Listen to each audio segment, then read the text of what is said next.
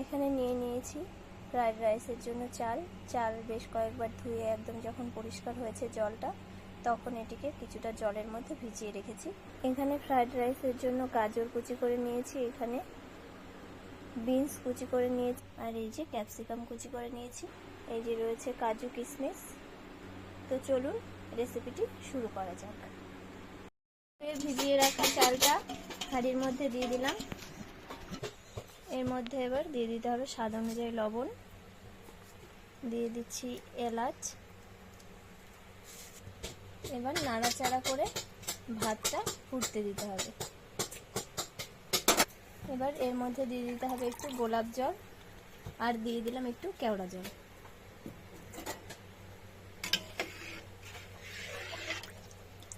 নাড়াচাড়া করে এবার ভাতটা ফুটতে দেব। দিয়ে দিচ্ছি ওপর থেকে একটু সাদা তেল।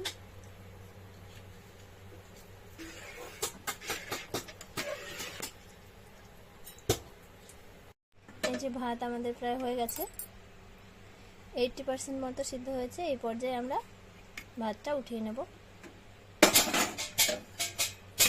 এবার ভাতের মাড়টা গেলে নেব। এই যে ভাতের মাড় গেলে নেওয়া হয়ে গেছে। কড়াই বসিয়ে নিয়েছি, কড়াই গরম হয়ে গেছে। এবার এর মধ্যে দিয়ে দিচ্ছি একটু সাদা তেল, দিয়ে দিচ্ছি ঘি,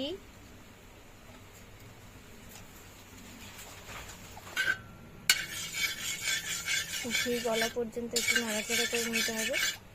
দেখুন ঘিটা গলে গেছে।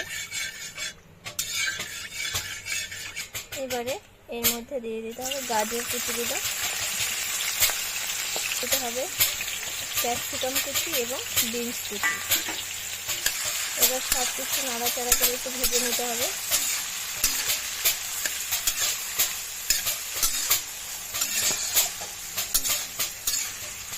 এর মধ্যে দিয়ে দিচ্ছি অল্প লবণ,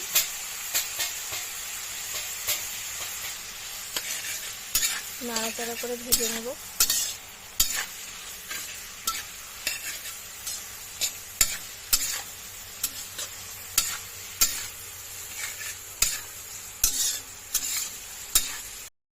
এবার ওই তেলের মধ্যেই কাজু এবং কিশমিশ ভেজে নিতে হবে।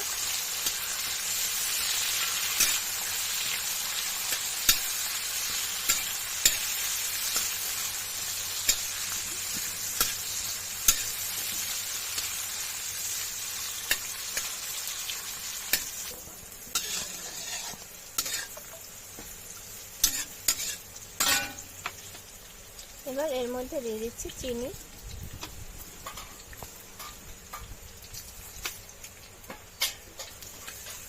চিনি আপনারা আপনাদের আন্দাজ অনুযায়ী দেবেন, আমরাও ভাতের আন্দাজ অনুযায়ী চিনি দিয়েছি।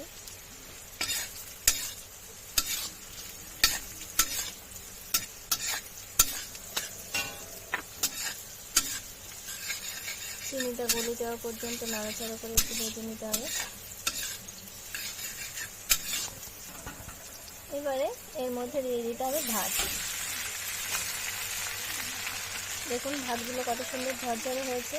আপনারা যদি ঝরঝরে ফ্রাইড রাইস তৈরি করতে চান তাহলে ভাত অবশ্যই ঝরঝরে করতে হবে, নইলে ফ্রাইড রাইস কিন্তু ঝরঝরে হবে না। ওই জন্যই আমরা 80% সেদ্ধ হওয়ার পরেই ভাতের মাড় গেলে নিয়েছিলাম। এবার এর মধ্যে দিয়ে দিতে হবে একটু গোলাপ জল।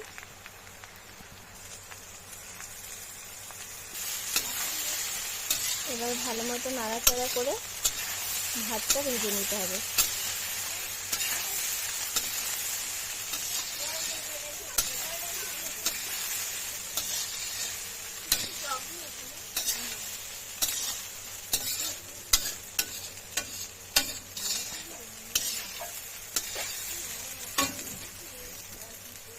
এর মধ্যে আরো একটু ঘি দিয়ে দিচ্ছি।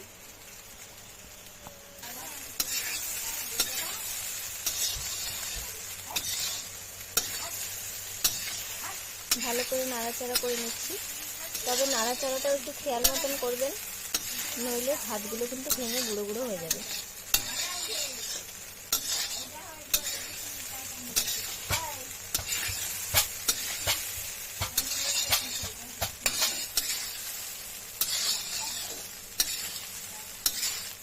আমাদের ফ্রাইড রাইস রান্না হয়ে গেছে।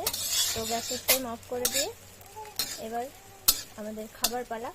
তো ভিডিওটি কেমন লাগলো শেষ পর্যন্ত দেখে কমেন্টে কিন্তু কমেন্ট করে জানাবেন অবশ্যই। আর আপনারা কে কে কীভাবে ফ্রাইড রাইস বানান সেটাও অবশ্যই জানাবেন। তো চলুন আজকের ভিডিওটি এখানেই শেষ করছি। সকলে ভালো থাকবেন, সুস্থ থাকবেন।